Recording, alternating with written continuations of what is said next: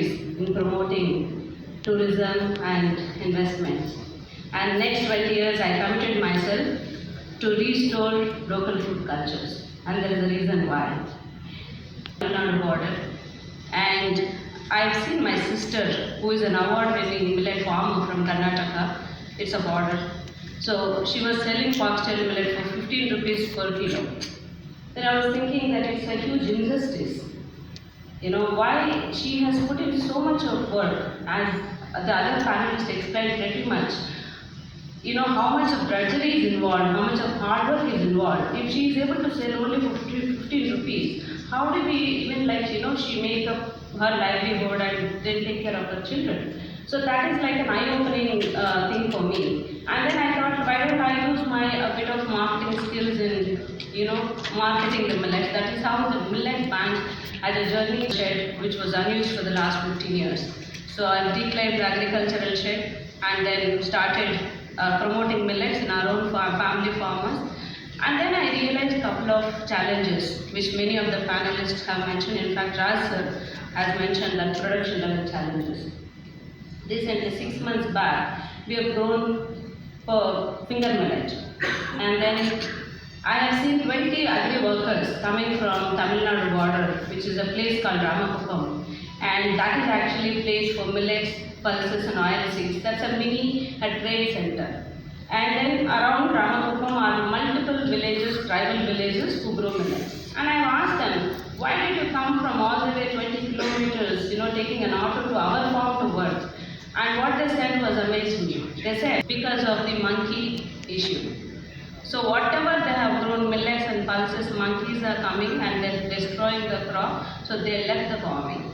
So this is the fundamental challenge which is now in the villages. So why it is important for export? The panel is export, but why it is important to set our house right. So that is what I am going to share. Next slide.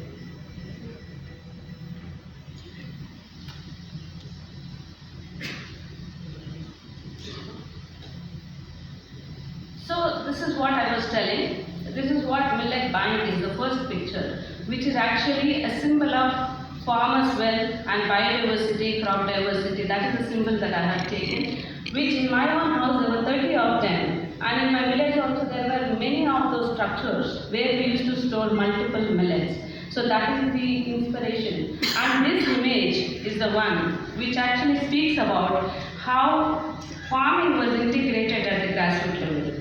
Right from seeding, saving 30 to 40 varieties of seed, to having our own farm equipment, to having our own storage, and anyway that processing, value addition was not there because millets were grown for domestic consumption, not for commercialization. So everything was integrated, self-sustainable, eco-friendly. But it was all broken today. If you see in the villages, last 40 years, we ourselves have stopped growing millets, because of which a lot of environmental, cultural and social issues have come up. So now the entire world started recognizing millets, and therefore we are all here today to speak about the magic of millets. And who are these people who are growing millets? Who are the key stakeholders? These are small and marginal farmers. And the small and marginal farmers consist of 86% of the farmers' percentage in India, and they are from the vulnerable regions who doesn't have much of economical strength. If you see Canada, a farm size is 700 acres. If you see in India, small farm holder size is like 2 acres to 3 acres. So how do you make sure that before we export, we strengthen these farmers and then we bring them to a level playing field? That is when we have to first restore these local food systems. Right from, I've identified what are the challenges, right from the seed quality, availability of the seed has to be there, and then affordable machinery, which our sir also said, affordable machinery has to be there, and the storage units has to be there, and the value addition has to have, markets have to be linked. So it has to be production linked export centers that we need to build. So how do we translate this into infrastructure? Is something like this. It has to be a quality infrastructure. It has to be world class. If at all we are targeting developed countries, we are asking, we are looking to export. The infrastructure has to be more of pull pull approach instead of push approach. If we have quality sorting, grading facilities, if we have quality value addition is happening, if our grains is good quality, exports we can anyway attract. So these are, sir has already said that which are the importing countries of millets and which are importing countries of millet, and we need to strengthen the small and marginal farmers by providing quality services at the grassroots level. And the second one is tap the untapped market, which is actually developed countries. We haven't even looked at them, so we have to do it.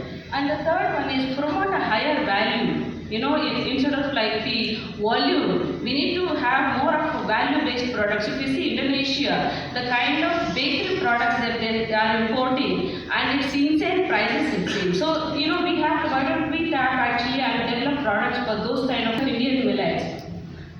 I was in Singapore about 6 months back. I was in Mustafa Center, and for 1.5 hours I was standing in the retail market, and then there was not even one product of Indian millet was there. So I was asking people like, you know, why are you not taking millets? And first of all they asked, what is millet? And then I started explaining Nutri cereal, and they said, oh, cereal. She was actually confused. I said, yeah, I watch a lot of Indian cereals. So this is the level of, you know, problem in the civic society. It's not about the Indian diaspora I'm talking about, but the mainstream consumers who we are looking to tap. You know, there is a huge knowledge gap. So we need to brand Indian millets for quality, for gluten-free, or whatever the superfoods and whatever the trends are happening. We need to link and brand them. And the fourth one is leveraging the traceability. There is one professor in MIT, Karunati. He is actually assumes that what kind of consumer behavior is going to change. So one of the consumer behavior right now which is happening also is a traceability. If somebody is walking through a supermarket, where this has come from, what kind of nutrition content is there, the calorie content, everything is being displayed in the graphic images. So that is the level of consumer thinking is going to go, and then being an IT country, then we have to develop and make use of it. And then dedicated government support, many of the panelists have spoken, and fantastic, like last whatever is happening. The reason a 3-year-old startup like me standing here itself is an effort of government and APIDA, NABARD, and everybody is doing a great job, but it is not enough. We need to all work together, and it should not be 1-year approach, it should be like 10 years or 20 years approach, and that's when we will be able to see the real value. And then the R&D, seeding to feeding R&D. When we are speaking about the seeds, or the machinery, or the value addition,